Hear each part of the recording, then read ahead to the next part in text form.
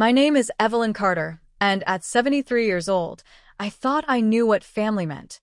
For years, I'd quietly endured my daughter-in-law's sharp words and my son's careful distance, telling myself that keeping the peace was worth the price I paid. But on my birthday, when a lawyer appeared at my door holding a sealed envelope from my late husband, everything I thought I understood about love, loyalty, and justice was about to change. The letter he left behind would reveal secrets that had been waiting 3 years to surface, and the bruise beneath my eye would finally tell a story I'd been too afraid to speak. If you're watching this right now, I'd love to know where you're from. Drop it in the comments below, hit that like button, and subscribe to hear more stories about family bonds that are tested in the most unexpected ways. The morning light came softly through my kitchen window, the kind of gentle sunrise that makes you believe the day might be kind to you. I was 73 years old, and I'd stopped expecting much from birthdays years ago. But still, I found myself up at dawn, mixing flour and sugar, my hands moving through the familiar rhythm of baking my own cake. The house was silent except for the hum of the oven preheating. Richard had been gone 3 years now, but I still set the timer the way he liked it, still used his mother's recipe for vanilla buttercream. My fingers ached as I creamed the butter, the arthritis worse in the mornings, but I didn't mind. This was my ritual, my way of marking another year survived. I caught my reflection in the chrome of the mixer and paused. The woman staring back looked tired, worn in ways that had nothing to do with age. There were lines around my eyes that hadn't been there when Richard was alive, a tightness in my jaw that never quite relaxed anymore. I touched my cheek absently, feeling the tender spot beneath my left eye where the bruise was just starting to yellow at the edges. The phone rang as I slid the cake pans into the oven, and I smiled before I even answered. George. My brother always called early on my birthday, had done so for 50 years straight. Happy birthday, Evie. His warm voice filled my ear, and I felt something in my chesties. Tell me you're not making your own cake again. Of course I am, I said, laughing softly. You know I can't trust anyone else to get the frosting right. Still stubborn as ever. He paused, and I could hear the shift in his tone. I'm coming tonight. And before you say anything, yes, I know Daniel and that wife of his will be there. I can handle the circus, Evie.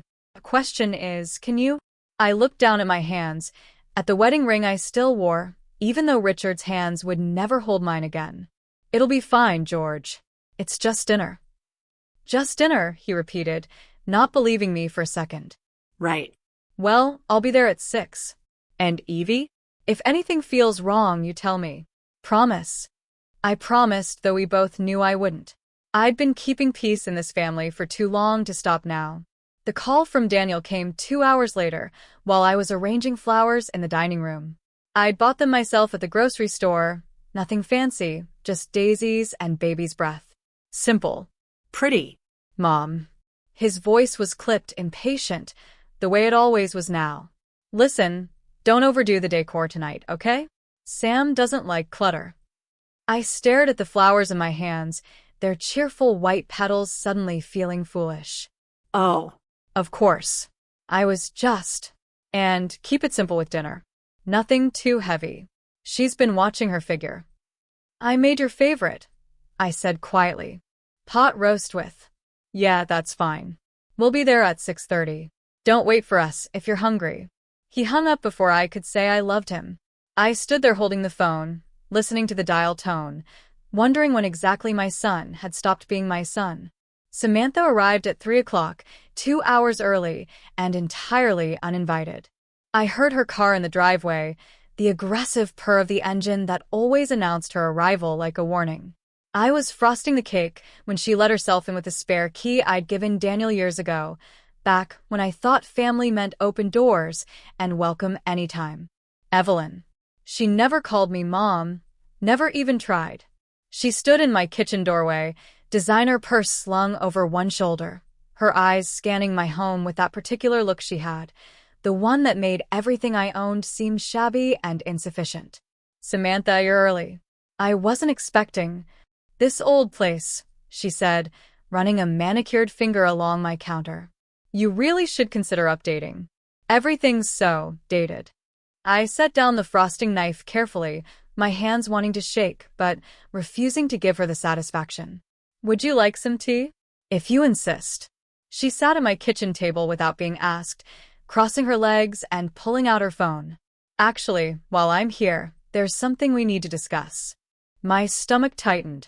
Nothing good ever followed those words. She reached into her purse and pulled out a folder, laying it on my clean table like evidence in a trial.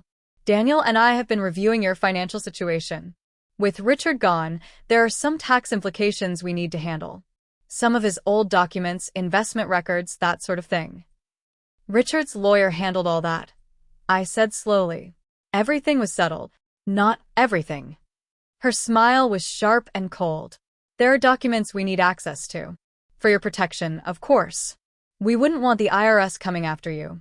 I stared at the folder, at her perfectly painted nails drumming against it. Something in my chest told me to refuse, to call George, to wait. But Samantha's eyes were already hardening, and I was so tired of fighting. I suppose, if it's necessary. It's very necessary.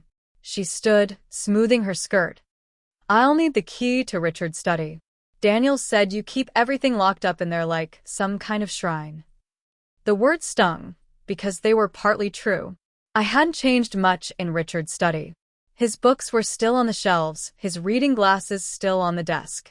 It was the one room where I could still feel him, still remember what it was like to be loved without conditions. I gave her the key, because I didn't know how to say no anymore. Because somewhere along the way, I'd learned that peace in this family came at the price of small surrenders, and I'd been surrendering so long I'd forgotten how to hold ground. She disappeared into Richard's study, and I heard drawers opening, papers rustling. I went back to frosting the cake, each stroke of the knife feeling heavier than the last. When she emerged 20 minutes later, her purse seemed fuller, but I didn't ask. I'd learned not to ask. There, she said brightly, dropping the key on the counter. That wasn't so hard, was it? You really should learn to trust us more, Evelyn. We're family. After she left, I sat at my kitchen table and tried to remember what family used to feel like. I thought about Daniel as a boy, small and fierce, standing between me and a group of older kids who'd mocked my accent at a school event. He'd been maybe 9 years old, barely tall enough to reach their shoulders, but he'd stood there with his fists clenched and said, "Don't talk to my mom like that." When had that boy disappeared? When had my son learned to look away? My neighbor, Mrs. Chun, came by at 4 with a small bouquet of roses from her garden. She was smiling as I opened the door, but her smile faltered when she saw my face. "Evelyn, your eye." "I'm fine," I said quickly, too quickly. "Just clumsy. You know me." She didn't look convinced, but she handed me the flowers anyway.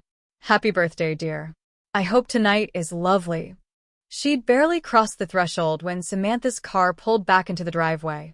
She must have been circling the block, waiting.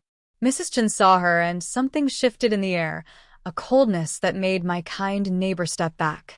"I should go," Mrs. Chen said softly, squeezing my hand. "Call me if you need anything." Samantha passed her on the walkway without a word, just a look that could freeze water. Mrs. Chen hurried away, and I watched another piece of my world shrink smaller, another connection cut by the woman who'd married my son. George called again at 5, his sixth sense for trouble working overtime. "Evie, I mean it. Don't sign anything until we talk. I know that woman's type. She's not looking out for you. George, please. It's my birthday. Can we not do this today?" "Fine," he said, but I heard the frustration in his voice. "But I'm watching them tonight, Evie. They step out of line even once." I know you will."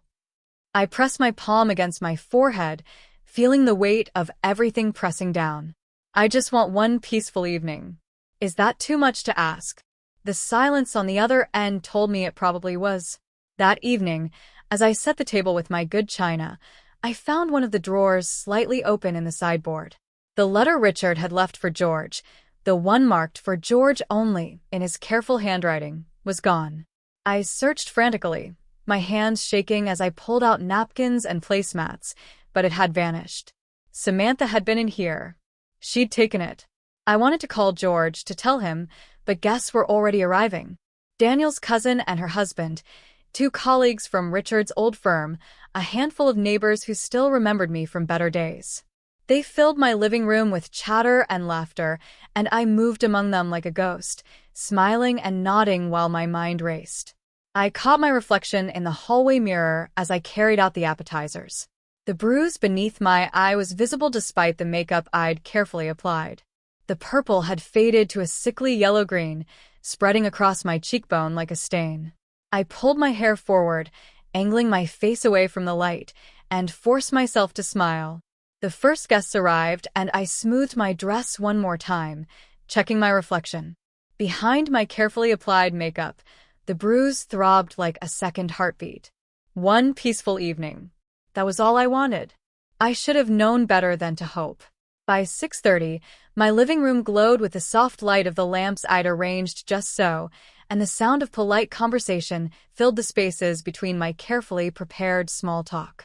I sat in the armchair by the window, the one Richard used to claim as his reading spot, and watched my birthday party unfold around me like a scene from someone else's life. Daniel and Samantha arrived fashionably late, making an entrance the way Samantha always did. She wore a dress that probably cost more than my monthly grocery budget, and she knew it. I watched her survey my modest gathering with that particular smile of hers, the one that said she was humoring me by being here at all. Mom. Daniel kissed my cheek perfunctorily, barely looking at me. Sorry we're late.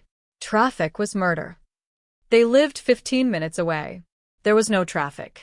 Samantha settled onto my sofa, like a queen claiming a throne, immediately commanding the attention of everyone in the room. Within minutes, she'd steered the conversation to their new house, the renovations they were planning, the architect they'd hired from some prestigious firm in the city. It's such a blessing, she said, her voice carrying across my small living room. After all our sacrifices, we finally have something beautiful, something modern. The implication hung in the air, unspoken but clear. Unlike this place. Unlike you. I sat quietly, my hands folded in my lap, feeling the weight of every stare that drifted toward my face. I'd done my best with makeup, but the bruise was stubborn, yellowing at the edges and refusing to hide completely. Mrs. Chin kept glancing at me with concern. Daniel's cousin whispered something to her husband. No one asked. No one ever did. George arrived at 6:45, and I felt the knot in my chest loosen slightly. He came straight to me, his eyes finding the bruise immediately, even though I'd turned my face away.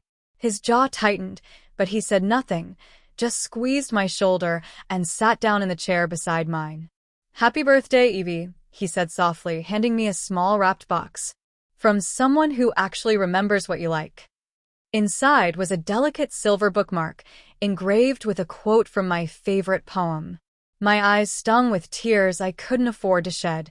Not here, not now. Thank you, I whispered. Samantha's voice cut through the moment. Oh, that's sweet. Evelyn loves her little trinkets, doesn't she, Daniel? My son laughed, actually laughed. Yeah, she's got a whole drawer full of stuff like that. I keep telling her to clear it out, but you know how sentimental old people get. Old people. As if I were some stranger, not the woman who'd sat up with him through every childhood fever, every nightmare, every broken heart. Dinner was called, and everyone migrated to the dining room where I'd set out my good china, the pieces Richard and I had received as wedding gifts 50 years ago. The pot roast sat in the center of the table, surrounded by roasted vegetables and homemade rolls that had taken me most of the afternoon to prepare. Daniel pulled out Samantha's chair with an exaggerated flourish, then went to the kitchen and returned with a bouquet of roses, expensive and elaborate, that he must have left in his car. He presented them to Samantha. Not to me, the birthday woman. To his wife. For you, babe, he said, loud enough for everyone to hear. For all you do for me. Samantha accepted them with a practiced look of surprise, as if she hadn't orchestrated this entire display. Oh, Daniel, you shouldn't have. The room fell awkwardly silent. Someone coughed. Mrs. Chin stared at her plate. George's hand found mine under the table, squeezing so hard it almost hurt. Richard's former colleague, a kind man named Tom, tried to salvage the moment. Well, Evelyn certainly raised a strong son. That's something to be proud of. Daniel grinned, cutting into his roast. Yeah, strong enough to keep my wife happy and my mom in check. The laughter that followed was nervous, uncertain. Keep my mom in check. The words echoed in my head, bouncing around like stones in an empty jar. George leaned close to me, his voice barely a whisper. Evie. Everything all right? I smiled, feeling my face crack like old porcelain. Of course, just tired. His eyes searched mine, and I knew he didn't believe me. But what could I say? What words existed to explain how I'd become this small, this quiet, this afraid in my own home? Samantha clinked her glass with her fork, the sharp sound cutting through conversation. Everyone looked up, expectant, as if she were about to give a toast. I just want to say, she began, her voice sugary sweet and absolutely venomous, that Daniel and I are so grateful for family, even when there are misunderstandings. She looked directly at me, her eyes glittering. We had a small incident yesterday. Nothing major. But Evelyn learned an important lesson about not interfering when we handle our finances. She smiled, that razor-sharp smile. Sometimes boundaries need to be reinforced. Isn't that right, Evelyn? My throat closed. I couldn't speak, couldn't move. The bruise beneath my eye suddenly felt like it was burning, visible to everyone, proof of exactly what kind of reinforcement she meant. Daniel laughed, actually laughed, as if his wife had told a clever joke. My wife finally taught her some manners, he said, cutting another piece of meat. Took long enough. The room didn't just go silent. It went dead. Someone's fork clattered against their plate. Mrs. Chen's hand flew to her mouth. Tom stared at Daniel with something like horror. George was halfway out of his chair, his face dark with rage, but I caught his arm. My fingers dug into his sleeve, my whole body trembling with the effort of keeping him seated. Not here, I whispered. Please, George. Not here. He sat back down, but his whole body was rigid, coiled like a spring ready to snap. The silence stretched, painful and thick, and I thought I might suffocate under the weight of everyone's stares, their pity, their horror, their careful avoidance of acknowledging what had just been said out loud. And then the doorbell rang. It wasn't a normal ring, not the casual buzz of a neighbor or the cheerful chime of a late guest. This was firm, official, insistent. I stood on shaking legs, grateful for the excuse to escape the dining room, to breathe air that didn't feel quite so toxic. George followed close behind me, his hand hovering near my back, protective. I opened the door to find Richard Hale standing on my front porch. Richard had been my husband's attorney for 30 years, a dignified man in his early 70s with silver hair and wire-rimmed glasses that gave him the appearance of a benevolent professor. He wore a dark suit and carried a leather folder under one arm. Mrs. Carter, he said, his voice formal but warm. Apologies for the late arrival. I believe we have business to conduct this evening. I stared at him, confused. Business? But I thought everything was settled. After Richard passed, you handled. This is separate, he said gently, glancing past me into the house where I could hear Samantha's sharp voice demanding to know who was at the door. Your husband left specific instructions. May I come in? I stepped back, my mind racing. George's eyes met mine, and I saw something there, some knowledge he'd been keeping from me, some secret he and Richard had shared. Richard Hale walked into my dining room like an avenging angel in a business suit, and everything changed. Richard Hale's presence transformed my dining room into something else entirely. The casual birthday dinner atmosphere evaporated like steam, replaced by something heavier, more formal, charged with a kind of tension that makes people shift in their chairs and avoid eye contact. Samantha recovered first, as she always did. I'm sorry, but who are you? This is a private family gathering. Richard Hale, he said calmly, setting his leather folder on the sideboard. I was Richard Carter's attorney for 30 years. I'm here on his behalf. Daniel half rose from his chair. On his behalf? My father's been dead for 3 years. Whatever business you had was settled in probate. Sit down, Daniel. George's voice was quiet but carried the weight of authority my brother had honed in his years as a trial lawyer. Let the man speak. Richard Hale adjusted his glasses and looked around the table, his gaze lingering on each face before settling on mine. Mrs. Carter, I apologize for the timing, but your husband was very specific. This matter was to be addressed exactly 3 years after his passing, on your birthday, with witnesses present. My hands began to shake. I pressed them flat against my lap, feeling the worn fabric of my dress beneath my palms. I don't understand. Richard handled everything. The will, the estate, the house. This isn't part of the primary estate, Richard Hale interrupted gently. This is an addendum, sealed and held in trust, with very specific conditions for its execution. Samantha's perfectly manicured fingers tightened around her wine glass. This is ridiculous. We went through probate. Everything was distributed according to the will.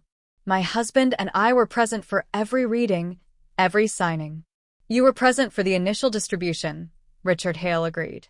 This is something else entirely. He opened his folder and withdrew a thick envelope, sealed with red wax that bore my late husband's signet ring impression. The sight of it made my breath catch. Richard had loved that ring, worn it every day until arthritis made it too painful. I'd buried him with it, or so I'd thought. George cleared his throat. I think everyone should stay seated and listen. This concerns the entire family. I looked at my brother, really looked at him, and saw the way his jaw was set, the way his eyes held something that looked almost like satisfaction. He'd known. George had known this was coming. Richard Hale broke the seal carefully, the crack of the wax loud in the silent room. He withdrew several pages of heavy legal paper covered in my husband's neat handwriting, interspersed with typed legal text. This document, he began, is a conditional codicil to Richard Carter's last will and testament. It was drafted 5 years before his death and updated annually until his final illness made further revisions impossible. Get to the point, Samantha snapped. Richard Hale looked at her over his glasses, and I saw a flash of something cold in his usually kind eyes. The point, Mrs. Carter, is that your father-in-law anticipated certain circumstances might arise after his death. Circumstances that would require additional provisions for his widow's protection. He began to read, his voice steady and professional, but each word landed like a hammer blow. To my beloved wife Evelyn, who has shown grace and dignity through all of life's trials, I leave not just material goods but the assurance that truth and justice will always defend her.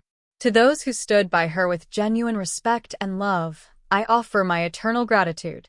My eyes burned. I pressed my fingers against my lips, remembering Richard's hands holding mine in the hospital, his voice weak but fierce. Don't let them make you small, Evie. Promise me. Y de promesa. And then I'd broken that promise 1,000 times over.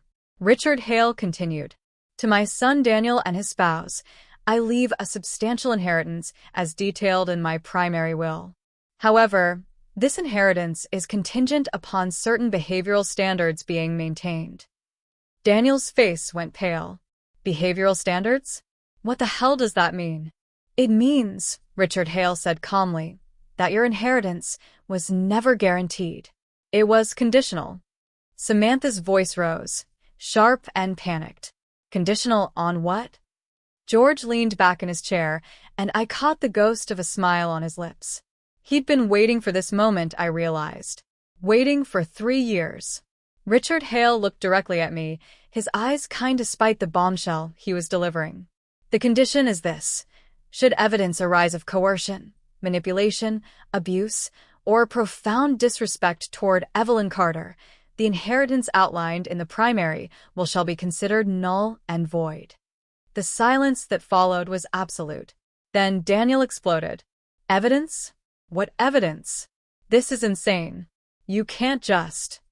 I can, and I did. Richard Hale's voice remained calm. Your father was very clear. He loved you, Daniel, but he loved your mother more. And he was far more observant than anyone gave him credit for. Samantha stood abruptly, her chair scraping against the floor. This is a joke. A manipulation. That was probated 3 years ago. You can't suddenly produce new conditions. I can when those conditions were legally filed and sealed with the court at the time of the original probate, Richard Hale countered. This isn't new, Mrs. Carter. It's been waiting for the truth to surface. I found my voice, small and shaking. Richard never told me.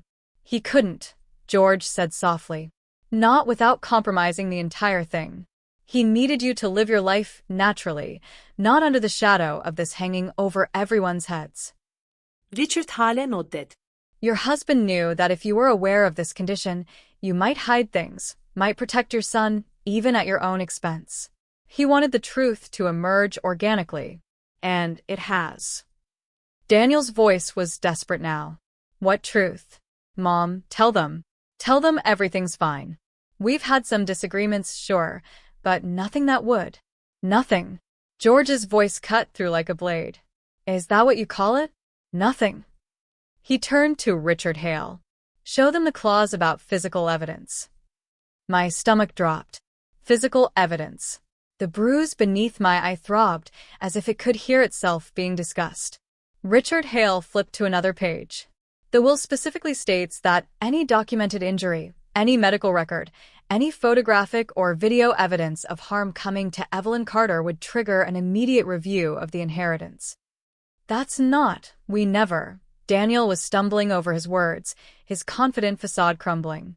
Mom, you fell. You told me you fell down the stairs. You're always tripping over things. Every eye in the room turned to me. Mrs. Chen's face was gentle with understanding. Tom looked sick. My son's cousin had tears in her eyes. And George looked at me with such fierce love and protective fury that I almost broke right there. Evelyn. Richard Hale's voice was infinitely gentle. Did you fall? The question hung in the air like a guillotine blade, waiting to drop. I opened my mouth, closed it, opened it again. The words stuck in my throat, years of silence and small surrenders choking me. Samantha moved fast, grabbing her purse from where she'd hung it on her chair. This is harassment. Legal harassment. We're leaving. Daniel, we're leaving right now. But George was faster. He stood, blocking the doorway, his 6-foot frame suddenly looking dangerous despite his age. Sit down, Samantha. Excuse me? I said sit down. We're not done here. Daniel found his voice again, trying for the authority he used to command in boardrooms. Uncle George, you can't just. I can and I will. George looked at Richard Hale. Tell them the rest. About the trust. Richard Hale nodded, flipping to another section.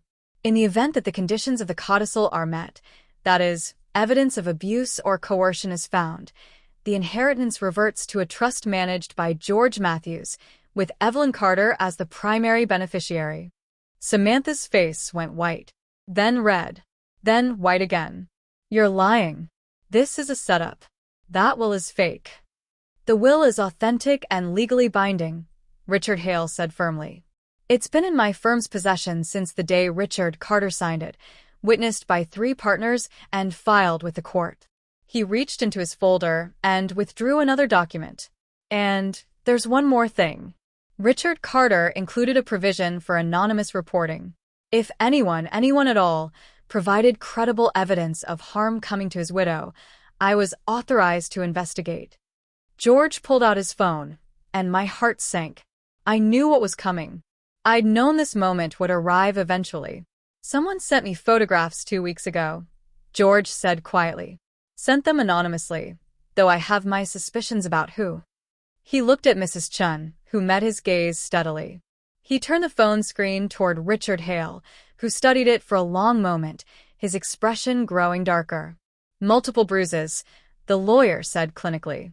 Different stages of healing, indicating multiple incidents over time. No, y whispered. Please, George.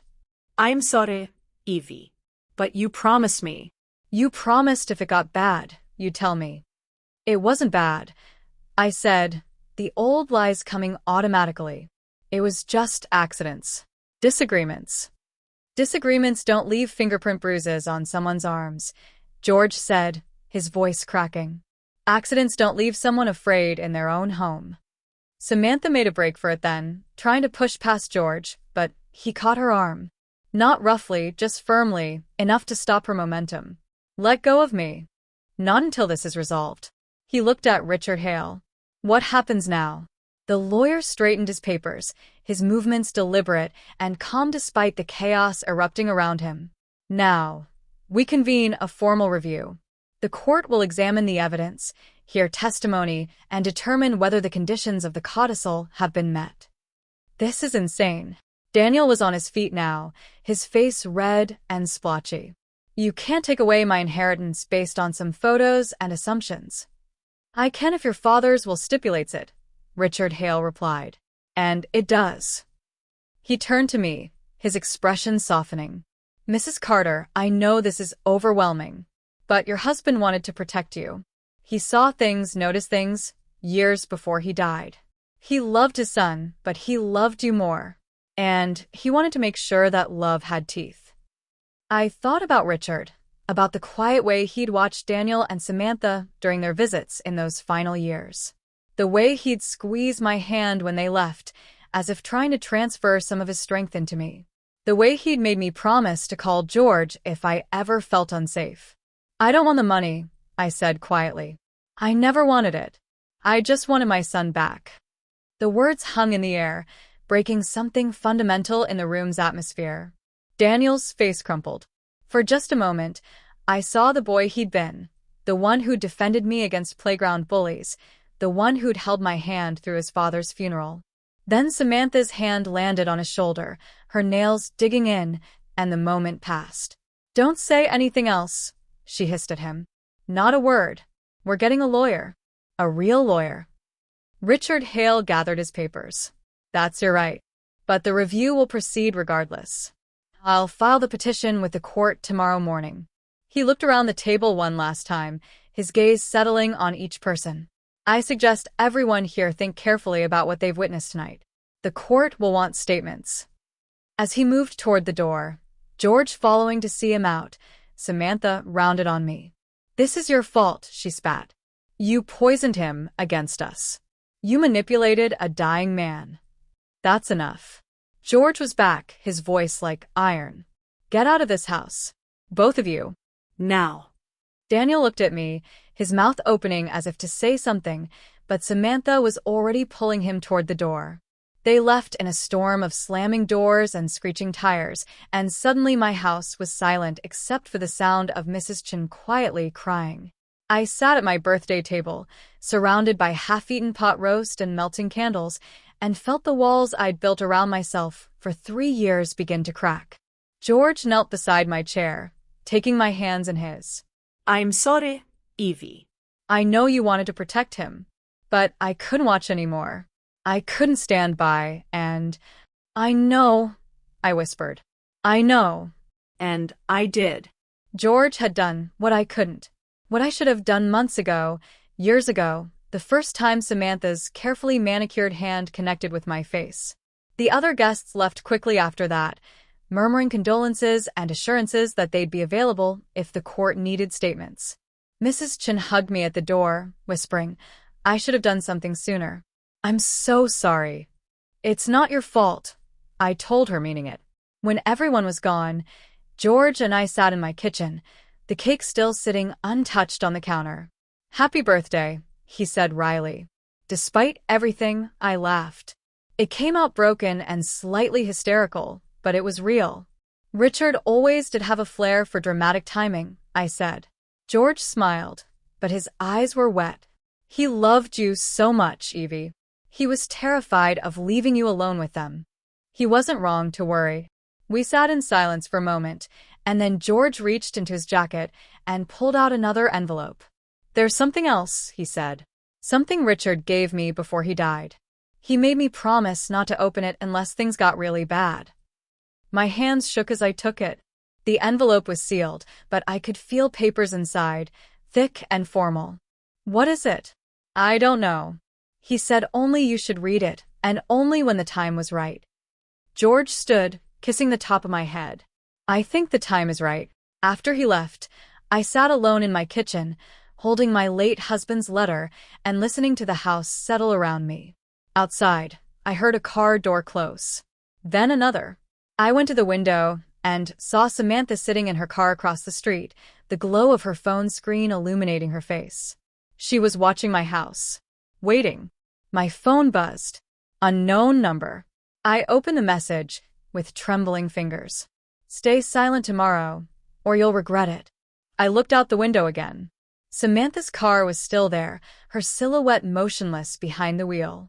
I set my phone down, went back to the kitchen, and very carefully, very deliberately, cut myself a large piece of birthday cake. If they thought silence would save them, they didn't know me at all. They didn't know that my husband had spent his last years building walls around me, protection they couldn't see and couldn't breach. And they certainly didn't know what was in the letter I held in my hands. Tomorrow, I thought, eating my cake in the dark kitchen while Samantha watched from the street. Tomorrow, everything would change. I didn't sleep that night. How could I? Every time I closed my eyes, I saw Samantha's face across the dinner table, heard Daniel's laugh when he said his wife had taught me manners, felt the weight of Richard Hale's revelations settling over me like a shroud. But more than anything, I felt the envelope in my hands. The one George had given me. The one Richard had left with instructions to open only when things got really bad. Things were really bad now. I sat in Richard's study, the room I'd barely entered since he died, and ran my fingers over the seal. His handwriting on the front. For my Evelyn, when the truth can no longer hide. The truth. What truth had he known that I didn't? What had he seen coming that made him plan this elaborate protection 3 years in advance? I broke the seal at 2 a.m, my hands steadier than they'd been in months. Inside were 3 documents. The first was a letter in Richard's handwriting, his words flowing across the page in the careful script he'd maintained even when a cancer made his hands shake. My dearest Evie, if you're reading this, then George has judged that you're in danger. I'm sorry, my love. Sorry that I won't be there to protect you myself. Sorry that I'm leaving you to face this alone. But you're not alone. You never will be. I saw it starting, years before I died. The way Daniel changed after he married Samantha. The way your smile became smaller, your voice quieter. The way you flinched when she criticized you, even though you tried to hide it. I saw it and I was afraid. Afraid of dying and leaving you vulnerable. Afraid that without me there, my son would choose his wife's cruelty over his mother's dignity. So I made arrangements. The will, the codicil, the conditions, all of it was designed to protect you. To make sure that if Daniel chose wrong, if Samantha showed her true colors, you would have recourse. You would have power. But there's something else, something I couldn't tell you while I lived. Something only George knows. Samantha has been stealing from you. I found evidence years ago, documents taken from my study, copies of financial records, details about the estate that she had no business knowing. I hired a private investigator. The report is enclosed. She's been planning this since before I died, Evie. Planning to take everything, to push you aside, to manipulate Daniel into giving her control. The third document in this envelope is a copy of a letter I wrote to Richard Hale, outlining everything I discovered and authorizing him to act if you were ever threatened. I left a false trail, too. A copy of important documents, placed where I knew she would find them if she came snooping. She took the bait. George has the originals. Trust George. Trust Richard Hale. Trust yourself. And remember what I always told you. Truth defends itself. You don't have to fight alone. With all my love, now and always, Richard. I read the letter 3 times, tears streaming down my face. He'd known. He'd seen everything I'd tried so hard to hide from him, had taken steps to protect me even when I couldn't protect myself. The second document was the private investigator's report. Pages and pages of financial records, photographs of Samantha meeting with estate appraisers, copies of emails discussing the problem of Evelyn Carter and how to expedite her departure. My hands shook as I read. Expedite her departure. As if I were some inconvenient obstacle to be removed. The final document was Richard's letter to Richard Hale, dated 6 months before my husband died. It outlined everything he'd discovered, named George as executor of a hidden trust, and included a clause that made my stomach clench. Should my wife suffer any physical harm, documented or witnessed after my death, I authorize immediate legal action to protect her and to investigate all parties who may have contributed to such harm. He'd anticipated this. All of it. The bruises, the threats, the dinner party revelation. My husband, brilliant and kind in dying, had built a fortress around me from beyond the grave. Dawn was breaking when I finally set the documents aside. My phone had been buzzing periodically all night, messages from unknown numbers that I didn't read. Threats, probably. Samantha's desperate attempts to silence me before the court review. But I was done being silent. I called George at 6 a.m. He answered on the first ring, sounding wide awake. "You read it." "I read it." My voice was stronger than I expected. "George, he knew everything." He did. "And he made me promise to wait until you were ready to fight back. Are you ready, Evie?" I thought about Daniel as a boy, about the son I'd loved and raised and lost somewhere along the way. I thought about 3 years of flinching at shadows in my own home, of apologizing for existing, of making myself smaller and smaller until I almost disappeared. I thought about Richard's letter. Truth defends itself. "I'm ready," I said. There was a long pause, and then George's voice came through, thick with emotion. "That's my girl. I'll be there in 20 minutes. Don't open the door for anyone else." He arrived with coffee and pastries from my favorite bakery, the one Richard used to visit every Sunday. We sat at my kitchen table, and for the first time in 3 years, I told him everything. I told him about the first time Samantha grabbed my arm hard enough to bruise, how she'd apologized so sweetly that I'd convinced myself it was an accident. About the escalating criticisms, the isolation from friends, the constant undermining of everything I said or did. I told him about the day 2 months ago when I'd questioned a large withdrawal from the estate account, and Samantha had slapped me so hard I'd seen stars. How Daniel had witnessed it, had seen his wife hit his mother, and had said nothing, done nothing, just walked away. That was the moment I knew I'd lost my son completely. George listened without interrupting, his jaw getting tighter with every sentence. When I finished, he reached across the table and took my hand. "We're going to end this," he said. "Today." "Right now." He pulled out his phone and made a call. "Richard? It's George. We need to move faster than we planned." "Yes. She's told me everything." "Yes, I think we have enough. Can you meet us at the courthouse?" 2 hours. When he hung up, he looked at me with something like pride. "Your husband set up an emergency provision. If you felt in immediate danger, we could file for an expedited hearing. Richard Hale can have us in front of a judge by noon." My phone buzzed again. Another unknown number. This time I opened it. "You'll lose everything. Your son. Your home. Your dignity. Stop this now." I showed it to George. He read it, and his expression turned cold. "Forward that to me. That's evidence of witness tampering." I did, my fingers steady on the screen. Then I opened the next message. And the next. 5 threatening texts from 5 different numbers, all sent between 2 and 5 a.m. "She's panicking," George said with satisfaction. "Good. Let her panic." We spent the next hour gathering documents. Richard's letter, the investigator's report, the texts, medical records from a visit to urgent care 6 weeks ago when I'd fallen, been pushed, and bruised my ribs badly enough to need x-rays. The doctor had asked if I was safe at home. I'd lied and said yes. At 10 a.m., my doorbell rang. George looked through the window and swore softly. "It's Daniel." My heart clenched. Alone. Alone. I opened the door to find my son looking like he hadn't slept either. His eyes were red-rimmed, his expensive suit rumpled, and for just a moment, he looked like the boy I'd raised. "Mom," he said, his voice cracking. "Please. We need to talk." George moved to block him, but I put a hand on my brother's arm. "It's all right." I let Daniel into the house, though George stayed between us, protective and watchful. Daniel stood in my living room, the same room where his father's will had been read just hours before, and looked around as if seeing it for the first time. "I didn't know," he said finally.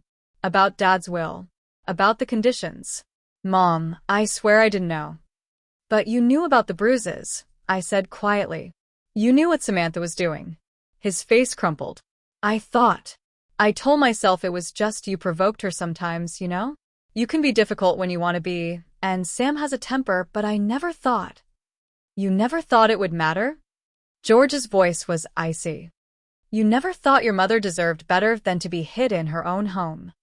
I didn't think it was that bad. Daniel's voice rose, defensive. It was just a couple of times, and Mom never said anything, so I thought. You thought your silence made it okay? I finished. You thought if we didn't talk about it, it wasn't real. He looked at me, really looked at me, and I saw the moment he noticed the fading bruise under my eye, the careful way I moved my left arm where the ribs had been injured, the weight I'd lost from stress and fear. Oh God, he whispered. Mom, what have I done? You chose your wife over your mother, George said bluntly. You stood by and watched her hurt a 73-year-old woman who gave you everything. Daniel sank onto the couch, his head in his hands. Samantha said, she said you were trying to keep me away from her, that you were manipulating me with guilt, that you were making things up to get attention. And you believed her, I said. It wasn't a question. I wanted to believe her. His voice was muffled, because believing you would have meant admitting what I'd become, what I'd let happen. We stood in silence for a long moment. Finally, Daniel looked up. The will. The inheritance. It's gone, isn't it? Dad really cut me off. Conditionally, George said. If the court finds evidence of abuse or coercion, yes. The inheritance reverts to a trust managed by me, with your mother as beneficiary. Daniel laughed, a broken sound. He always was 10 steps ahead of everyone, even dying. He loved you, I said softly. But he loved me more. And he knew you were slipping away long before I admitted it to myself. My son looked at me with eyes so much like his father's it hurt. I'm sorry, Mom. God, I'm so sorry. I don't even know how to begin to make this right. You can start, George said, by telling the court the truth. Everything you saw, everything you ignored, everything Samantha did. Daniel's face went pale. She'll destroy me. She'll take everything we have together. The house, the business.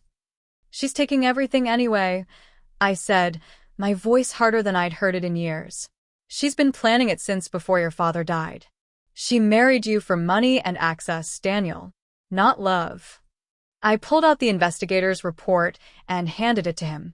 Watched his face as he read about his wife's meetings with estate lawyers, her emails about removing obstacles, her systematic financial manipulation. No, he said weakly. No, she wouldn't. She did. George's voice was almost gentle now. Your father knew it 3 years ago. He tried to warn you, didn't he? In the hospital, at the end. Daniel's hands shook as he held the papers. He said I needed to choose wisely. That marriage was about character, not just love. I thought he was just rambling, the morphine. He was trying to save you, I said. And trying to protect me from what you'd become. The courthouse loomed ahead of us 2 hours later. Daniel came with us, silent and broken, carrying his own weight of guilt. George had called Richard Hale, who met us at the steps with another folder of documents. Mrs. Carter, he said gently, are you certain you want to proceed? This will be difficult. I thought about Richard's letter. Truth defends itself. I thought about 3 years of silence and fear. I thought about the threatening texts still coming every few minutes now. I'm certain, I said. As we climbed the courthouse steps, I saw Samantha's car pull into the parking lot. She emerged in a designer suit, accompanied by a lawyer in an even more expensive suit, her face a mask of confident fury. Our eyes met across the distance, and I saw the moment she understood that I wasn't backing down. She'd taught me manners, she'd said at dinner. It was time to return the lesson. The next morning, I woke to the acrid smell of something burning. For a moment, disoriented and still half-trapped in dreams, I thought the house was on fire. Then I recognized the sharp scent of scorched bread and remembered where I was, what was happening, and who was in my kitchen. I found Samantha at my stove, deliberately holding a piece of toast over the burner until it blackened and smoked. She looked up when I entered, her smile sharp as broken glass. "Good morning, Evelyn." She dropped the ruined toast onto a plate and pushed it toward me. "Breakfast. Sorry, it's a bit overdone. Maybe it's time you moved into a care home where people can cook for you properly." My fingers tightened on the doorframe. A week ago, I would have apologized, would have cleaned up the mess and made new toast and pretended nothing was wrong. But Richard's letter sat upstairs in my nightstand drawer, and George's number was on speed dial, and I'd already contacted the court. Everything was different now. "Get out of my house," I said quietly. Samantha's eyes widened in mock surprise. "Excuse me? You heard me. Get out." She laughed, actually laughed. "This isn't your house anymore, Evelyn. Haven't you figured that out yet? Daniel and I have been handling your finances for months. Do you even know how much control we have over your accounts?" My stomach dropped, but I kept my face still. "The court will sort that out." "The court," she sneered. "You think some judge is going to believe a confused old woman over us? Over Daniel's word?" As if summoned, Daniel appeared in the kitchen doorway. He looked terrible, unshaven and exhausted, his eyes bloodshot. He hadn't gone home last night after leaving the courthouse. I didn't know where he'd been. "Sam," he said quietly, "we need to talk." "Not now," she snapped. "I'm having a conversation with your mother." "It's over," Daniel said, his voice flat. The lawyer looked at the documents. "Dad's will is airtight. If the court finds evidence, and they will, we lose everything." Samantha's face went white, then red. "No. "No, we're fighting this. Your mother is senile. She's making things up, and we can prove." "We can't prove anything." Daniel's voice rose, something breaking in it. "There are medical records, photographs, texts." "Sam, what the hell were you thinking?" She rounded on him, her manicured nails pointing like weapons. "I was thinking about us. About our future. Your mother was in the way, Daniel." "She's always been in the way." "I did what needed to be done." The casual admission hung in the air like poison gas. Daniel stared at his wife, as if seeing her for the first time. "You hit my mother. Multiple times. You threatened her. You stole from her." "I managed her," Samantha corrected coldly. "Someone had to. She was going to waste everything your father left on her little charities and sentiment. I was protecting your inheritance." "By abusing her?" His voice cracked. "By making her afraid in her own home?" "Oh, grow up, Daniel." Samantha grabbed her purse, her movements sharp with fury. "Your mother played the victim perfectly. Poor, sad, widow Evelyn. Well, congratulations." She looked at me with pure venom. "You won. You've poisoned my husband against me and stolen our future. I hope you're proud." She stormed toward the door, but I found my voice. "The investigators found your emails," I said quietly. "The ones about expediting my departure. About selling the house and liquidating the estate. My husband's investigator documented everything years ago." Samantha froze, her hand on the doorknob. "He knew what you were," I continued, my voice growing stronger. "He knew before he died. And he made sure you'd never profit from hurting me." She turned slowly, and I saw real fear in her eyes for the first time. "You can't prove." "We can prove everything." George's voice came from behind me. I hadn't heard him come in, but suddenly my brother was there, solid and protective. "Richard Carter spent his last months building a case against you. Medical records showing suspicious injuries. Financial records showing unauthorized access. And video." "Video." Samantha's voice was barely a whisper. George smiled, and it wasn't kind. "Your father-in-law installed a security camera in the sitting room. It's been recording for 4 years. Every conversation. Every incident. Everything." I watched the blood drain from Samantha's face as the implications hit her. Every cruel word. Every shove. Every threat. All recorded. All documented. All admissible in court. "That's illegal," she said desperately. "You can't use." "It's his house," George countered. "Was his house. He could record whatever he wanted. And he did." Daniel made a sound like a wounded animal. "Dad was recording us?" All this time? Not us, George said gently. Her. He was protecting your mother from what he knew was coming. Samantha's facade cracked completely. She looked at Daniel, at me, at George, and I saw her calculating, trying to find a way out, a way to salvage this. There wasn't one. You'll pay for this, she hissed at me. All of you. Then she was gone, the door slamming behind her hard enough to rattle the windows. The silence that followed felt like the aftermath of a bomb. Daniel stood in my kitchen, tears streaming down his face, and whispered, "Mom, I'm so sorry. I'm so sorry." I wanted to comfort him, wanted to hold him like I had when he was small and frightened. But my arms wouldn't move, and my heart felt like stone. "I know," I said. And it was all I could give him. George's phone rang. He stepped away to answer it, his voice low and professional. When he returned, his expression was grim. "That was Richard Hale. Samantha just tried to withdraw everything from your joint accounts. The bank flagged it because of the pending court case." "She's running," I said. "She's trying to." George looked at Daniel. "Did she have access to your accounts too?" Daniel nodded miserably. "Everything. We combined everything after we got married." George swore softly. "Check your accounts. Now." Daniel pulled out his phone with shaking hands. His face went gray as he scrolled through screens. "It's gone. Everything. She cleaned out every account we had together." "How much?" George asked. $250,000. "Maybe more." Daniel looked up, stricken. "She took everything we had." Part of me should have felt vindicated. Should have felt justice in watching Samantha's greed destroy her. But all I felt was tired and sad and old. "The court will freeze whatever they can find," George said. "But if she's smart, she's already moving it offshore." "She's smart," I said quietly. "She's always been smart. Just not good." My phone buzzed. Unknown number. I almost didn't open it, but something made me look. The message was a photo. Samantha, standing outside my house in the dark, her face illuminated by her phone screen. And below it, "This isn't over." I showed George, who immediately called the police. While he was on the phone describing threats and harassment, Daniel sat at my kitchen table and broke. "I don't even know who I married," he sobbed.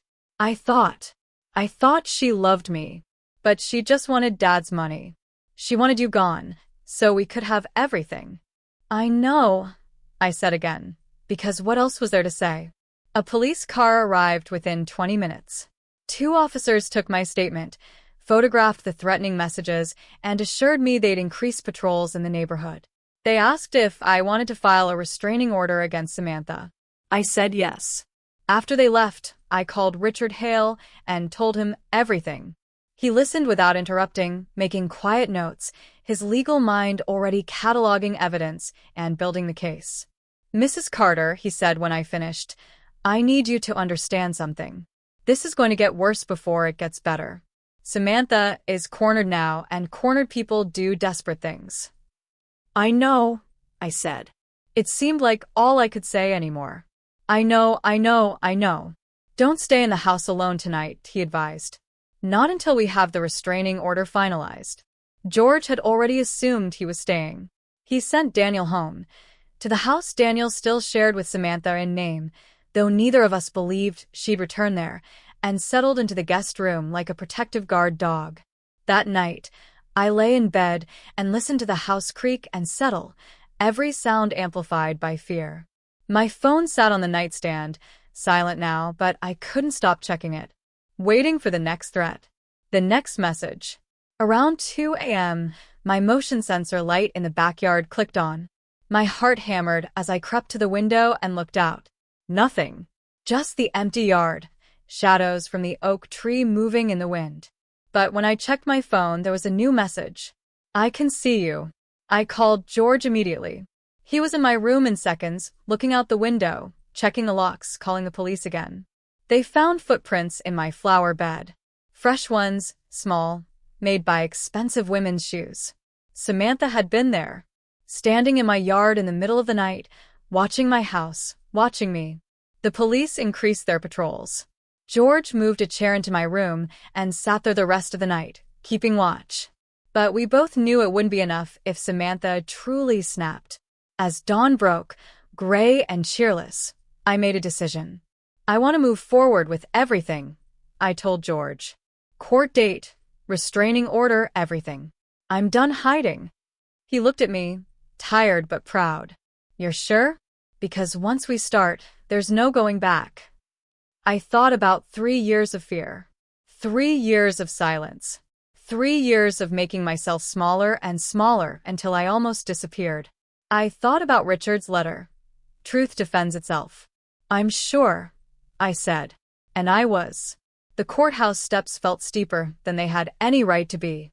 Or maybe I was just tired, bone-deep tired from a week of sleepless nights and constant vigilance. George walked beside me, his hand under my elbow, steadying me as we climbed. Daniel was already inside, sitting on a bench outside the courtroom, looking like a man who'd aged 10 years in 10 days. He'd filed for divorce 3 days after Samantha cleaned out their accounts. She'd responded through her lawyer with counter-accusations of conspiracy and elder manipulation. The audacity was breathtaking. Richard Hale met us in the hallway, his arms full of folders and his expression serious. The judge is Martha Hendricks. She's fair but tough. She'll want to see the medical evidence, the videos, everything. We have everything, George said firmly. How's your son holding up? Richard asked me quietly. I glanced at Daniel, who sat with his head in his hands. He's learning what consequences feel like. The courtroom was smaller than I expected, wood-paneled and formal, with a seal of the state mounted above the judge's bench. Samantha sat on the opposite side with her lawyer, her posture perfect, her face a mask of wounded innocence. When our eyes met, she smiled. A small, cold smile that sent ice through my veins. Judge Hendricks entered, and we all stood. She was a woman in her 60s with steel-gray hair and sharp eyes that seemed to see everything at once. She settled into her chair and surveyed the room. This is a hearing regarding the estate of Richard Carter and allegations of elder abuse affecting the beneficiary distribution. Let's begin with the petitioner's case. Mr. Hale? Richard Hale stood, and his voice was calm and measured as he laid out the case. The conditional codicil. The allegations of abuse. The evidence we'd gathered. Samantha's lawyer objected at every turn, but Judge Hendricks silenced him with a look. I'll hear the evidence first, she said. Then you can cross-examine. Mr. Hale, call your first witness. I called Daniel Carter. My son walked to the witness stand like a man going to his execution. He was sworn in, his voice barely audible as he promised to tell the truth. Richard Hale approached him gently. Mr. Carter, you're the son of Evelyn Carter, correct? Yes. And you were married to Samantha Carter until recently? Yes. We're separated now. Divorce is pending. Can you tell the court about your relationship with your mother over the past 3 years? Daniel's hands twisted in his lap. It was complicated. Sam didn't like how close I was to my mom. She said it was unhealthy, that I needed to set boundaries. What kind of boundaries? Limiting visits. Not talking about family finances. Not interfering when Sam and Mom had disagreements. Disagreements. Richard Hale's voice was neutral. Can you describe one of these disagreements? Daniel's face crumpled. Sam would get angry about things. Small things. The way Mom decorated, the way she talked, her opinions. And she'd correct her. Firmly. Firmly how? The silence stretched. Daniel looked at me, his eyes pleading for forgiveness I wasn't sure I could give. She hit her, he finally whispered. Multiple times. She'd grab her arm hard enough to bruise. Push her. Once she slapped her across the face, so hard Mom's eyes swelled shut. Gasps rippled through the courtroom. Samantha's face remained perfectly calm, but I saw her lawyer lean over and whisper urgently in her ear. And you witnessed this? Yes. What did you do? Daniel's voice broke. Nothing. I did nothing. I told myself it wasn't that bad. That Mom probably provoked it. That Sam just had a temper, and Mom needed to learn not to push her buttons. Did your mother provoke these incidents? No. The word came out like a sob. No, she didn't. She'd ask questions about finances or disagree about something small, and Sam would lose it. And I'd just walk away. I'd leave my own mother there and walk away. Richard Hale let the confession hang in the air for a moment. Then he pulled out a photograph. Can you identify this? Daniel looked at it and closed his eyes. That's my mom. Her face. That's the black eye I mentioned. For the record, this photograph is dated 6 months ago and was taken at an urgent care clinic. Richard Hale handed it to the judge, who studied it with a deepening frown. Mr. Carter, did you know your father installed security cameras in the home? Daniel's eyes widened. Not until after he died. Not until Uncle George told me. Let's watch some of that footage now. The lights dimmed and a screen lowered. I didn't want to watch. Didn't want to see myself on display, my humiliation and fear projected for strangers to judge. But George's hand found mine, and I forced myself to keep my eyes open. The video showed the sitting room from an elevated angle. The date stamp read 8 months ago. I watched myself enter the frame, carrying tea, setting it down on the side table. Then Samantha entered. I saw myself tense, even on video, my body language screaming fear. On screen, Samantha was talking, her voice sharp even through the speakers. Did you sign the papers I left for you? I wanted George to look at them first. Samantha's hand shot out, grabbing my wrist and twisting. I saw myself gasp, saw the pain flash across my face. You don't need George. You need to do what you're told. Please, you're hurting me. A shove. Hard enough that I stumbled, catching myself on the chair arm. And then Daniel's voice from off-screen. Sam, come on. Let's just go. Not, stop hurting my mother. Not, this is wrong. Just, let's go. The video ended. The lights came up. I was crying, and I hadn't even realized it. George handed me tissues, his own jaw tight with suppressed rage. Judge Hendricks looked at Samantha. Mrs. Carter, do you have any explanation for what we just saw? Samantha's lawyer started to speak, but she cut him off. She's dramatizing. The video makes it look worse than it was. Evelyn is frail. I barely touched her. You twisted her wrist hard enough to leave bruises, the judge said flatly. The medical records confirm that. She bruises easily. She's old. She's 73 and was in perfect health until you entered her life. Judge Hendricks flipped through papers. Multiple urgent care visits. Bruised ribs. Sprained wrist. Facial contusions. All within a 2-year span. Accidents, Samantha insisted. She's clumsy. Clumsy enough to have fingerprint bruises on her upper arms? The judge held up another photograph. These are defensive wounds, Mrs. Carter. The kind that happen when someone grabs another person to restrain or threaten them. Samantha's perfect mask finally cracked. She was trying to interfere with our marriage. She was poisoning Daniel against me, manipulating him with guilt. I was protecting my family by assaulting a 73-year-old woman? I never. Samantha caught herself, but too late. The admission was already out there, floating in the air like smoke. Judge Hendricks sat back. Mrs. Carter, I'm going to ask you directly, and I remind you that you're under oath. Did you physically strike Evelyn Carter on any occasion? Samantha's lawyer grabbed her arm, whispering frantically, but she shook him off. She needed to learn respect, Samantha said, her voice cold and precise. She needed to understand that Daniel and I were in charge now, that her time was over. The courtroom erupted. Judge Hendricks banged her gavel, calling for order, but the damage was done. Samantha had confessed, on record, in open court. Her lawyer looked like he wanted to disappear into the floor. After order was restored, the judge turned to me. Mrs. Carter, would you like to make a statement? I stood on shaking legs. George helped me to the witness stand, where I was sworn in with a voice that trembled but held. Your Honor, I began. My husband Richard was the kindest man I've ever known. He loved our son deeply.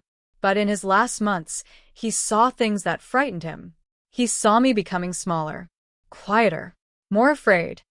I looked at Samantha. He saw you teaching my son that cruelty was acceptable if it came from someone you love. That silence was the same as consent. That power mattered more than kindness. My voice grew stronger. He built protections into his will because he knew I wouldn't protect myself. Because he knew I'd choose peace over justice, silence over confrontation. He gave me no choice but to fight back. I turned to the judge. I don't want revenge. I just want to be safe in my own home. To live without fear. To know that love doesn't have to hurt. When I finished, the courtroom was silent except for muffled crying. Daniel had his face in his hands. Even the court reporter had tears in her eyes. Judge Hendricks cleared her throat. I've heard enough. Mrs. Samantha Carter, based on your own admission and the evidence presented, I'm ruling that the conditional codicil in Richard Carter's will has been triggered. All inheritance rights previously granted to Daniel Carter and his spouse are hereby revoked and transferred to the trust managed by George Matthews, with Evelyn Carter as primary beneficiary. Samantha leaped to her feet. You can't. I can and I have. Furthermore, I'm granting an immediate restraining order. You are not to come within 500 feet of Evelyn Carter or her residence. Any violation will result in immediate arrest. The gavel came down with a sound like thunder. It was over. 3 weeks later, I woke to sunshine and silence. Real silence, not the tense, waiting silence I'd lived with for years, but peace. George had stayed with me for 2 weeks after the trial, making sure Samantha complied with the restraining order, helping me change locks and security codes, teaching me to feel safe again. Now he was back in his own place, but he called every morning at 8 just to check. I was making coffee when the doorbell rang.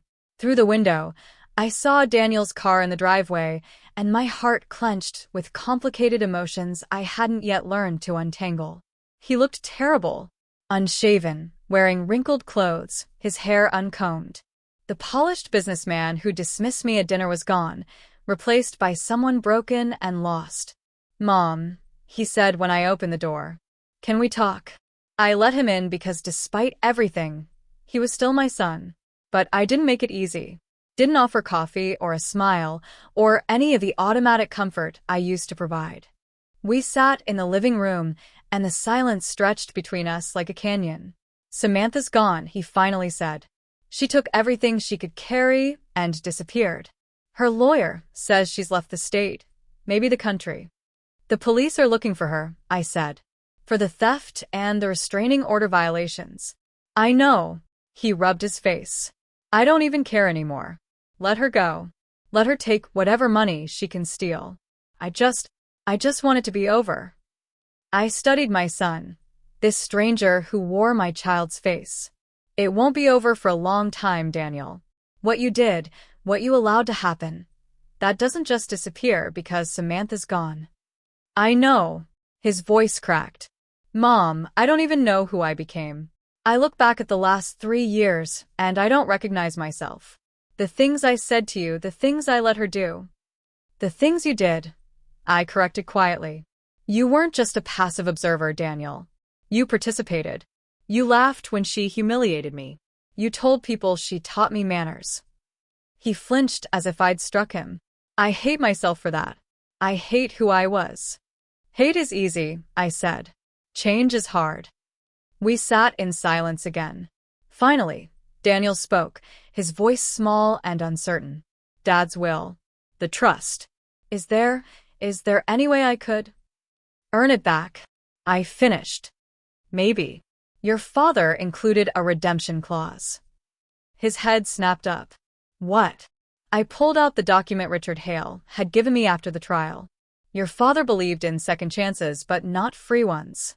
If you can prove you've changed, genuinely changed, not just apologized, you could earn a portion of the inheritance back. How? Community service. Through the foundation your father established before he died. A foundation dedicated to supporting victims of elder abuse. Daniel stared at me. Dad set up a foundation? He did. And he specified that family members who'd strayed could redeem themselves by contributing meaningfully to it. Not with money, with time, with humility, with work. I handed him the folder. Inside were details about the foundation, about volunteer requirements, about the path back to a relationship with me that his father had carefully mapped out. 500 hours, Daniel read aloud. Serving meals, cleaning, helping residents, attending support groups. He looked up. This would take years. Yes, I said. Your father wanted you to understand what you'd done. Wanted you to meet the people you could have become, the victims you helped create. He wanted you to learn empathy the hard way. Daniel's hands shook as he held the papers. And if I do this? If I complete the 500 hours? Then we talk. About trust. About rebuilding. About whether there's still a relationship to salvage. I paused. But Daniel, understand this. Your father forgave you in advance by giving you this chance. I haven't. Forgiveness isn't automatic just because you're sorry. He nodded, tears streaming down his face. I understand. Mom, can I hug you? I hesitated. Part of me wanted to say yes, wanted to fold him in my arms and pretend the last 3 years hadn't happened. But I'd spent too long pretending, and it had nearly destroyed me. Not yet, I said gently. But maybe someday. He left carrying the folder, walking like a man with a heavy burden, but at least a path forward. George called that afternoon. You gave him the redemption documents. I did. Think he'll follow through? I thought about the boy who defended me against bullies, and the man who'd laughed while his wife hit me, and the broken person who'd sat in my living room accepting consequences. I don't know, I said honestly. But at least now it's his choice. 2 weeks later, I visited the foundation for the first time. It was housed in a renovated community center, bright and welcoming, with Richard's name on a plaque by the door. My husband had planned all this in secret, knowing I'd need it, knowing others would too. Inside, I found Daniel. He wore a simple gray t-shirt and jeans, his expensive watch gone, his manicured appearance traded for something more humble. He was helping an elderly man carry groceries, listening patiently as the man complained about his ungrateful daughter. Our eyes met across the room. Daniel didn't smile, didn't wave, just nodded once and turned back to his work. It was a start. The foundation director, a kind woman named Patricia, showed me around. Your husband was brilliant, she said. He endowed this place so it would run for decades. We serve meals, provide legal aid, offer counseling. We've helped over 200 people in the first year alone. I had no idea, I murmured. He wanted it to be a surprise. For your birthday, actually. But then. She trailed off, not needing to finish. But then he died and Samantha happened and everything got complicated. In Richard's office, preserved exactly as he designed it, I found a letter addressed to me, dated the week before he died. My dearest Evie, if you're reading this, the foundation is open and you're safe. Both were always my greatest wishes. I'm sorry I had to build this in secret. Sorry I couldn't tell you about the cameras, the investigators, the insurance policies against a future I hoped would never come. But I knew Daniel was slipping, knew that woman would try to take everything, and I couldn't leave you defenseless. The foundation is my legacy, but you are my heart. Use it well. Help others the way I tried to help you. And please, my love, forgive Daniel if he earns it. He's our son. He's worth saving if he'll do the work. All my love, now and forever, Richard. I sat in his chair and cried, not from sadness, but from gratitude. My husband, dying and frightened, had still managed to build walls around me strong enough to weather any storm.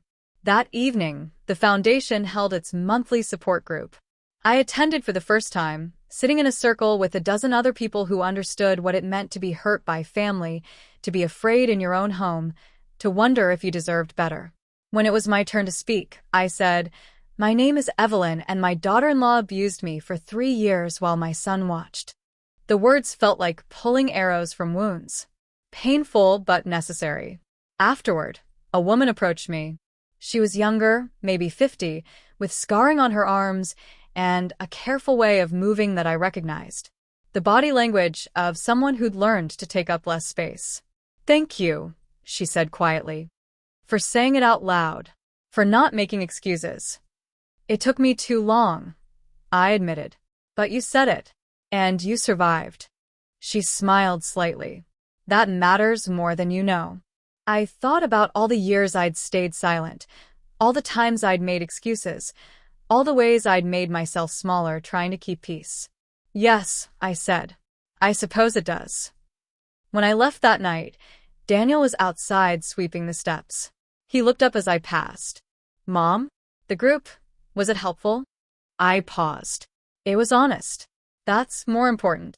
He nodded, going back to his sweeping, and I got in my car and drove home to my house with new locks and changed codes and silence that finally felt like peace instead of fear. Samantha's arrest came a month later. She tried to pawn a family heirloom in another state, not knowing it was tagged in a stolen property database. The police picked her up within hours. George called to tell me. They're extraditing her back for trial. Theft, assault, violation of the restraining order. She's looking at serious time. Good, I said and meant it. But I didn't go to her trial. Didn't need to see her sentenced or humiliated or destroyed. The courtroom phase of my life was over.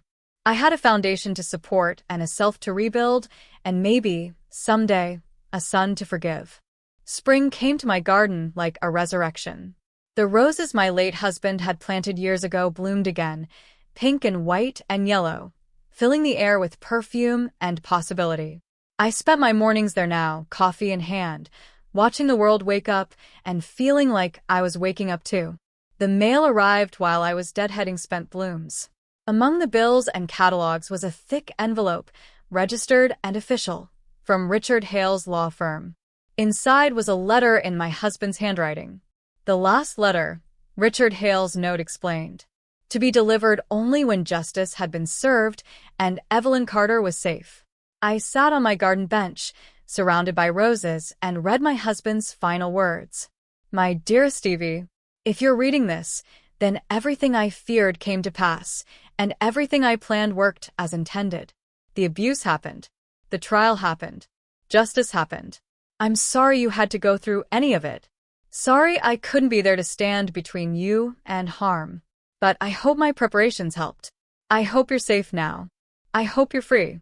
I need you to know something, my love. What happened wasn't your fault. Not the abuse, not Daniel's betrayal, none of it. You are kind and trusting, and those are beautiful qualities. The fact that someone weaponized them against you says nothing about you and everything about them.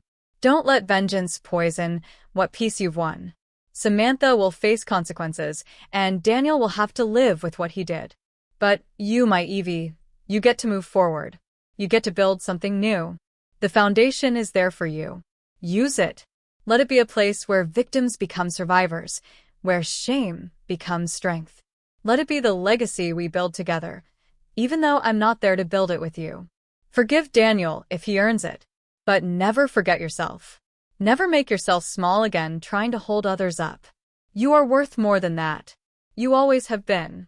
I loved you from the day we met until the day I died. I'll love you still, wherever I am now.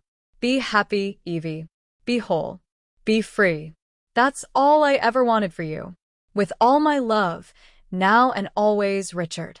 I read the letter 3 times, tears streaming down my face, mixing with laughter because even from beyond death, Richard knew exactly what I needed to hear. Be free. That's all I ever wanted for you. Inside the house, my phone rang. George, checking in as he did every day. I answered, still sniffling, and told him about the letter. He was a good man, George said quietly. Best brother-in-law I could have asked for. He was, I agreed. And he gave me one last gift. Permission to move on. After we hung up, I walked through my house. Truly my house now, safe and secure and mine, and noticed the changes. New photographs on the walls from the foundation's opening ceremony. Me and George and Patricia, smiling in front of Richard's plaque. Me speaking at a fundraiser, my voice steady and sure. And there, tucked in the back, one photo of Daniel at the foundation, scrubbing floors, his face serious and focused. My phone buzzed. A text from Daniel. Finished my 100th volunteer hour today. 400 to go. Thought you might want to know. I stared at the message for a long moment, then replied, I do want to know. Thank you for telling me. It wasn't forgiveness, but it was acknowledgement. It was the first careful step toward something that might eventually become healing. The Foundation's spring gala was that evening. My first time as the public face of Richard's legacy. I dressed carefully, wore the pearls Richard had given me for our 50th anniversary, and drove to the community center with butterflies in my stomach. Patricia met me at the door, radiant with excitement. Evelyn, we sold out completely. 200 people, all here because of what you've built. What Richard built, I corrected. What you both built, she insisted. He laid the foundation, but you're making it live. The ballroom was transformed, elegant and warm. People approached me all evening, sharing stories of how the foundation had helped them escape abuse, find resources, rebuild lives.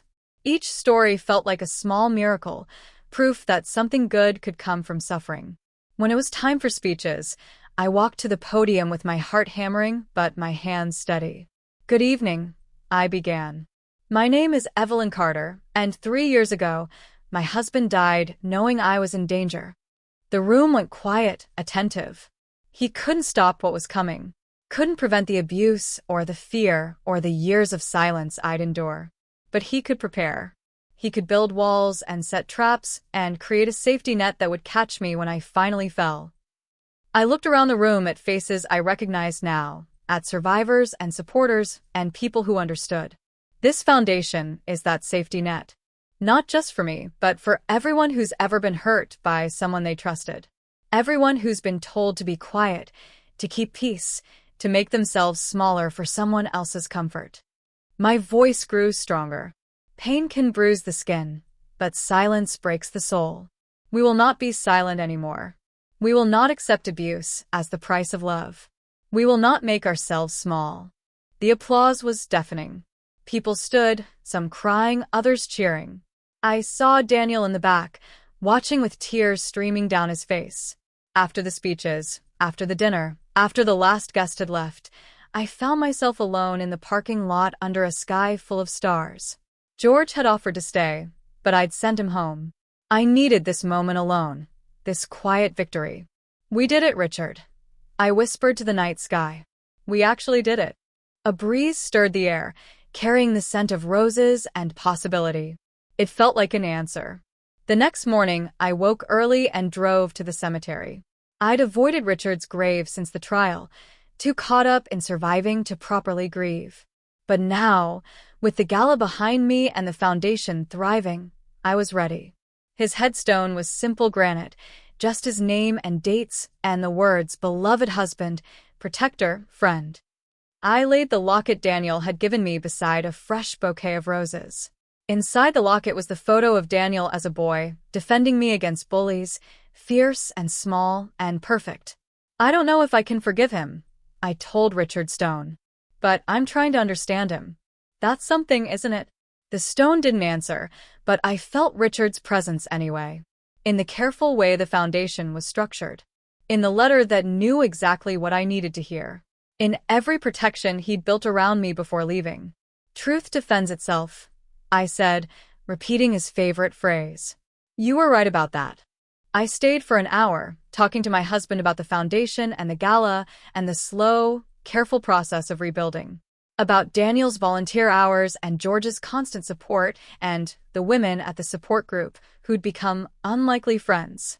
About learning to be whole again instead of just surviving. When I finally left, I felt lighter. The grief was still there, would always be there, but it had shifted into something else. Gratitude. Love. Peace. I drove home through streets full of morning light, past the community center where Daniel was probably already at work, past the park where Richard and I used to walk on Sundays, past all the places that had been tainted by fear and were slowly becoming mine again. At home, I made tea and sat in my garden, surrounded by roses and birdsong and gentle spring air. My phone buzzed with messages, George checking in, Patricia sharing photos from the gala, even a short text from Daniel saying simply, proud of you. I set the phone aside and closed my eyes, letting the sun warm my face. For the first time in 3 years, I felt safe. Truly safe. Not because I was hiding or pretending or making myself small, but because I'd fought back and won. Because I'd found my voice again. In the distance, I heard children playing and birds calling and the ordinary sounds of life continuing, beautiful and messy and real. I smiled, touched the wedding ring I still wore, and whispered one last time to the husband who'd loved me enough to protect me from beyond death. Respect isn't taught with violence. It's earned through love. The roses nodded in the breeze, petals soft and fragrant, and somewhere in the warmth of that perfect spring morning, I felt Richard smile back. I was free. Finally, completely, wonderfully free. And that freedom tasted like sunshine and roses and every possibility I'd thought I'd lost. If this story moved you, please like this video and subscribe for more powerful stories about courage, redemption, and the complicated truth about family love.